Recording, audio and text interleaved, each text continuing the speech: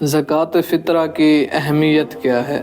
دیکھیں، حدیث میں نقل ہوا ہے کہ زکوٰۃ فطرہ اس طرح آپ کے روزوں کو کامل کرتی ہے جس طرح نماز کے اندر محمد و آل محمد علیہ السلام پر درود بھیجنا نماز کو کامل کرتا ہے۔ اور اسی طرح اور ایک روایت میں آیا ہے کہ حضرت امام جعفر صادق علیہ السلام نے عید فطر کے موقع پر اپنے ایک وکیل سے فرمایا کہ جاؤ میرے اہل عیال اور میرے غلاموں میں سے ہر ایک کا جا کر فطرہ نکالو، اور خیال رہے کہ کوئی بندہ رہ نہ جائے، چاہے وہ میرے اہل و عیال میں سے ہو چاہے غلاموں میں سے ہو۔